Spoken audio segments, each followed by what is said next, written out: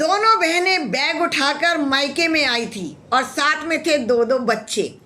और दोनों बच्चे लेकर एक टाइम पर फ़ोन करके माँ के घर में आ गई थी। और बच्चे चारों ही लगभग एक बराबर एज के थे। 1.5 साल से लेके 5 साल तक के 4 बच्चे। अब जैसे ही घर के अंदर एंट्री करी, भाभी का तो मुंह फूलकर ऐसे हो गया था। मैं तो अपने नहीं संभाल पाती हूँ, इनके और आ गए हैं। मैं अपने घर नहीं जा पाती हूँ, ये मेरे घर में आ गई है। भाभी का तो जैसे चेहरा कुछ अजीब ही हो गया था। अब इनके लिए करो, मेरे से अपना नहीं बनता, इनके लिए मैं क्या बनाऊंगी। समझ चुकी थी भाभी और चुपचाप अपने कमरे में चली गई थी। माँ भी कुछ कम नहीं थी, माँ भी समझ चुकी थी 4 बच्चे घर में आ गए हैं और 2 मेरी पहले ही घर में पोता पोती बैठे हैं। 6 बच्चों का घर और बैग उठाकर आ गई है। तभी उन्होंने सोच लिया था कि अब मुझे क्या करना चाहिए। वो भी सास थी, माँ तो थी लेकिन सास भी थी। उन्होंने बैग रखते ही बेटियों से कह दिया, बेटा बात सुनो, बहुत अच्छा लगा, बड़ी खुशी हुई तुम घर में आई हो।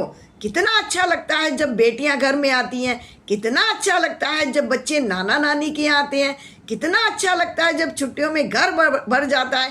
पर एक काम तुम्हें करना होगा। क्या बेटा, घर थोड़ा फैला हुआ है, थोड़ा सा गंदा पड़ा है। क्या है कि मेरे घुटनों में दर्द है, मैं आजकल कर नहीं पाती हूँ। और सुन, एक तो सफाई कर दो और दूसरा कुछ अच्छा सा बना लो। तुम्हारे हाथ का खाना खाए हुए भी मुझे बहुत दिन हो गया है। तू तो कढ़ी चावल बहुत अच्छा बना लेती है ना, और तू रायता बड़ा अच्छा बना लेती है। जरा बना दो, आज तुम्हारे हाथ का खाना खाना है। एक को सफाई में लगा दिया था और एक को खाने में लगा दिया था।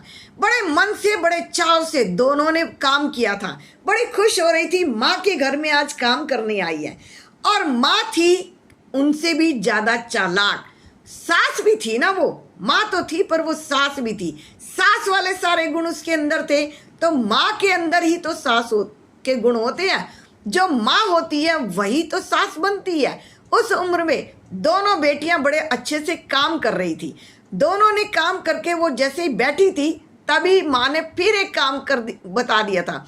बेटा, फुली ऑटोमेटिक मशीन तो मेरे यहाँ है नहीं है, मेरी भी बेडशीट बदल दो। कई दिनों से मैं बदल नहीं पाई है। ये बहू तो मेरी कभी बेडशीट बदलती नहीं है, मुझे तो खुद ही अपने काम करने होते हैं। तो एक काम करो, सेमी ऑटोमेटिक है, तुम जरा मेरी बेडशीट और ये सोफे के कवर ही धो दो। बड़ी ने छोटी की तरफ देखा था।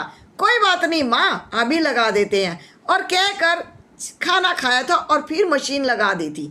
दोनों बहनों ने मिलकर घर के कपड़े धो डाले थे। कपड़े धोने के बाद एक ने धोए थे, दूसरी ने छत पर सुखाए थे। छत पर सुखाने भी गई थी, छत से उतार कर भी लाई थी।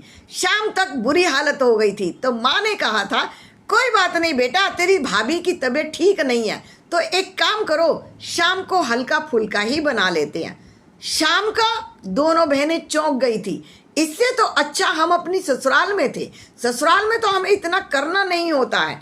माँ फिर चालाकी खेल रही थी। माँ ने कहा, बेटा ज़्यादा कुछ भी नहीं बनाना है, राजमा चावल बना लो या छोले चावल बना लो, और पूरियाँ जल्दी बन जाती हैं, पूरियाँ तल लो ना। किसने कहा है ज़्यादा ताम झाम करने को। ज़्यादा से ज़्यादा नहीं तो आलू टमाटर की सब्जी और पूरी तल दो, फटाफट काम हो जाएगा और फिर बैठकर बातें करेंगे। दोनों बहनें मन मारकर रसोई में घुसी थी। आलू टमाटर की सब्जी और साथ में पूरी बनाई थी, सलाद काटा था, अचार रखा था। माँ चुपचाप से फ़ोन चला रही थी। माँ को तो रोज़ फ़ोन चलाने की आदत थी। माँ भी सास थी, इसलिए फ़ोन बड़े मज़े से चलाया करती थी। फ़ोन तो आजकल सब चलाते हैं। वो भी बैठी थी कि बेटा, मेरे तो घुटनों में दर्द है।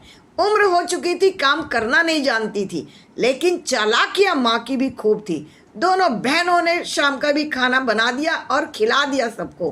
अब बर्तन कौन मांजेगा, क्योंकि बर्तन मांजने वाली कोई नहीं थी घर में। तो बेटा, बर्तन तो मेरे से होते नहीं, मुझे तो जमाना बीत गया बर्तनों के हाथ लगाए हुए।